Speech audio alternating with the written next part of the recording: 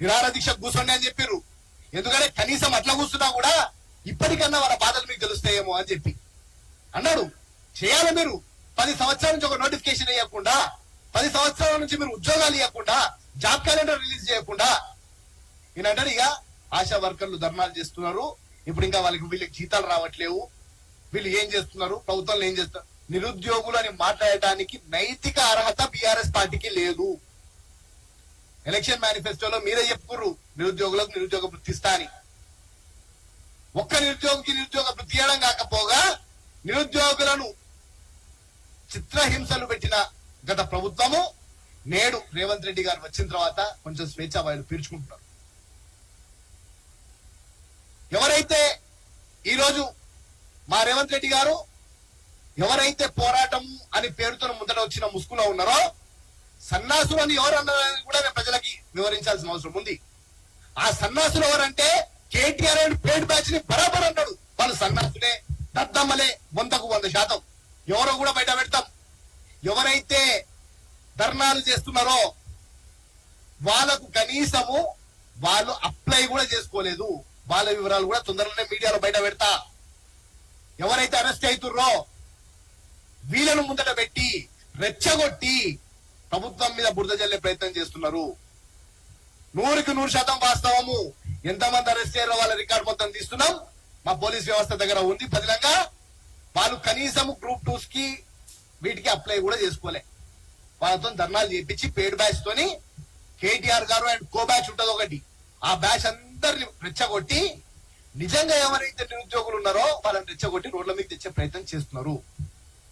మీరు ఎన్ని అడ్డంకులు చేసినా, మీరు ఎన్ని అడ్డంకులు చేయబోని, ఎన్ని నాటకాలు చేయబోని, మీరు తలకిందులు చేసి తపస్సు చేసినా నిరుద్యోగులకు ఉద్యోగాలు ఇచ్చే ప్రభుత్వం రేవంత్ రెడ్డి గారి ప్రభుత్వమే, కాంగ్రెస్ ప్రభుత్వమే. ఇది ముమ్మాటికి 100% గ్యారెంటీ. నిరుద్యోగుల పక్షాన మేమున్నాం. మా యూనివర్సిటీ, మా విద్యార్థులు ఉన్నారు, మా నాయకులు ఉన్నారు. తప్పకుండా 100% చెప్పిన మాట మీద నిలబడతాం. నిలబడ్డందుకే కదా గత ప్రభుత్వం హయాంలో 10th క్లాస్ పేపర్ దగ్గర నుంచి మొదలు పెడితే టీఎస్పీఎస్సీ దాకా అన్ని లీకేజ్లే, ఎగ్జాములు పెడితే లీకేజ్లే. మీరు ఏం చేసిరు అసలు అని అంటే ఏం లేదు. అడ్డగోలిగా మీరు అమ్ముకున్నారు. మా నాయకుడిని అంటున్నారు మీరు రోజు.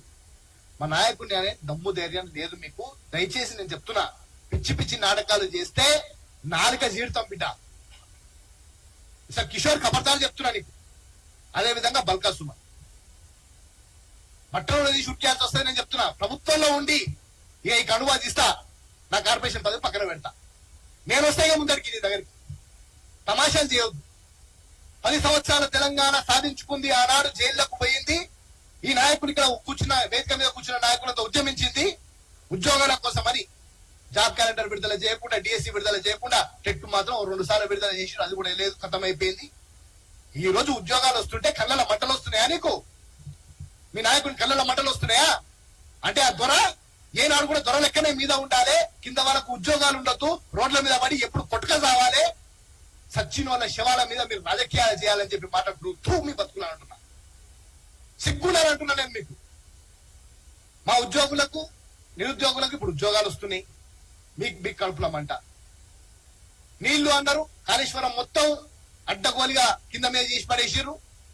ఇప్పుడు అక్కడి నుంచి అన్ని బయటకు వస్తుంటే అసలు నీళ్ళే ఏం లేవు, ఏం కథనే ఏం లేదు అని బయట తెలిసేసరికి మీకు కడుపులమంట. ఇక నిధులకు సంబంధించి మీరు జీతాలు ఇవ్వట్లేదు, చేయట్లేదు కథ.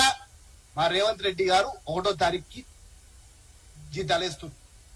ఇంతవరకు మీరు ఎప్పుడు చేయలేకపోయారు.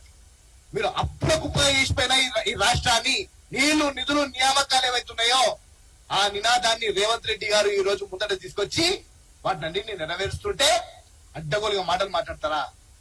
ఇది వాస్తవానికి మా మిత్రుడు కిషోరో, మా బల్కా సుమనో మాట్లాడిన మాటలు కాదు. ముమ్మాటికి కేసీఆర్, కేటీఆర్ వెనకాల ఉండి దళిత నాయకులను ముందర పెట్టి వాళ్ళ ద్వారా రాజకీయం చేద్దాం అనుకుంటున్నారు. కేసీఆర్, కేటీఆర్ కి ఖబర్దారని చెప్తున్నా. వారికి డైరెక్ట్ వార్నింగ్ ఇస్తున్నా. ఈ చిన్న చిన్న పిల్ల కుక్కలను ముందర పెట్టి మీరు రాజకీయ పబ్బం గడుపుదాం అనుకుంటున్నారు. అది కుదరని పని. వాళ్ళు ప్రజలలో తిరస్కరించబడ్డారు, మీరు కూడా ప్రజలలో తిరస్కరించబడ్డారు. దీన్ని మీరు గమనించాలి. పక్కన కూర్చున్న రాకేష్ అంట, ఆయన ఇంకొక యూనివర్సిటీ విద్యార్థి, చిరుమర్తి రాకేష్ అంటే ఆయన కూర్చొని ఆయన మాట్లాడుకుంటా మా ఎమ్మెల్యే గారు చెప్పినట్టు మా ఎమ్మెల్యే గారు చెప్పినాడు, అరే ఎదవా మాజీ ఎమ్మెల్యే అయ్యి 8-9 నెలలు అవుతుందా ఎదవా, నువ్వు టెక్నాలజీ సర్వీసెస్ కి చైర్మన్ ఉండే అంట, యూజ్ చేస్తాను అక్కడ మా ఎమ్మెల్యే గారు చెప్పినాడు. మా ఎమ్మెల్యే గాదర్ కిషోర్ మాజీ శాసనసభ్యులు ఎప్పుడో అయిపోయారు. మాట్లాడేటప్పుడు ప్రెస్ మీట్ లో దయచేసి మీరు కొన్ని గమనించి మాట్లాడాలి.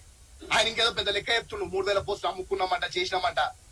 బాబు మీకు తెలవకపోతే తెలుసుకోండి.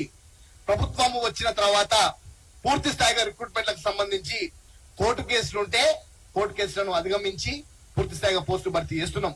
వీళ్ళు అంటారు మరి మేము ఇచ్చిన నోటిఫికేషన్లు మీరు భర్తీ చేసి మీరు చేసినా అనుకుంటున్నారు. మీరు నోటిఫికేషన్లే ఇచ్చిర్రు, ఏనాడు భర్తీ చేయలే. మళ్ళా ప్రభుత్వంలో వచ్చినా మీకు అంత చేత అయ్యేది కాదు. పోలీస్ రిక్రూట్మెంట్ బోర్డు ఆధ్వర్యంలో 16,929 పోస్టులు కానిస్టేబుల్ పోస్టులను భర్తీ చేసింది కాంగ్రెస్ పార్టీ ప్రభుత్వం.